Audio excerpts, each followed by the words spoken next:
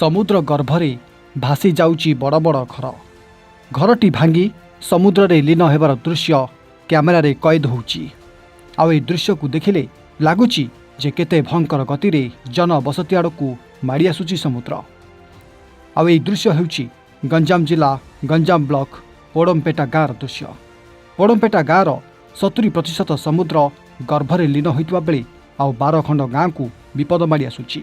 सेपटे समुद्र कूल लंघिबा घटना स्थायी समाधान नहीं जिलापाल निकट में 6 खंड ग्रामवासी को नहीं आलोचना चली। सबु दिगरु दृष्टि रखी कौन करागले समुद्र कूल लंघिब नाही से नहीं वैषयिक टीम सहित आलोचना करी आवश्यक पदक्षेप नियाजियो बोली गंजाम जिलापाल मध्य कहछन्ती। गोटिए परे गोटिए घर गिड़ी चली समुद्र। समुद्रर कला रूपरे श्रीहीन होबाकू बसिलाणी पोड़मपेटा गाँ। पोड़मपेटा पर एबे 12 खंड गाँ को गिड़िबा पई बड़ बड़ लहरी दे माड़ी आसुची समुद्र।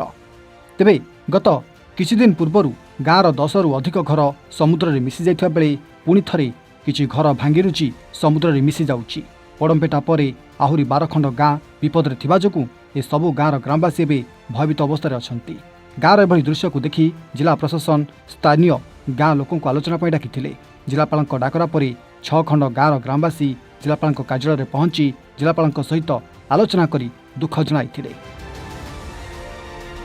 विलंब नकरी तुरंत समुद्रकूल निकट में पत्थर बंध ता सहित सीमेंट कंक्रीट वाल करा जाऊ बोली दाबी करिथिले ग्रामवासी।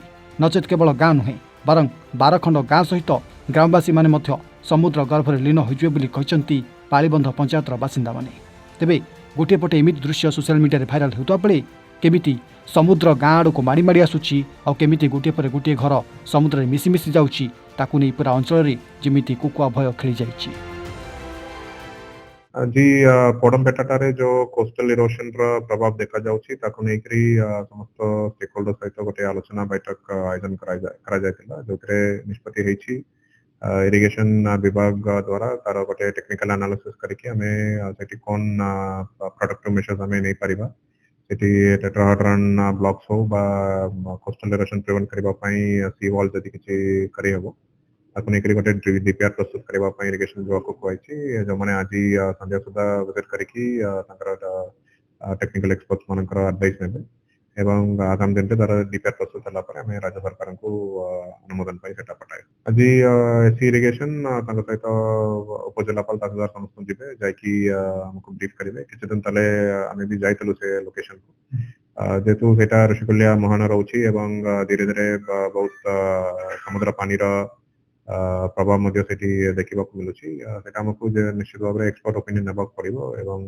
सेठी कौन मेजर्स कले सेटा सब बेल सुरक्षित होकर रहिबो एवं सेटा इको सेंसिटिव जोन मध्य रही जेटू सेठी ऑल ओवरली पाइंचर नेस्टिंग साइट मध्य अछि ए सब को दृष्टि रखिकी आम गोटे स्थायी समाधान पदक्षेप नेबा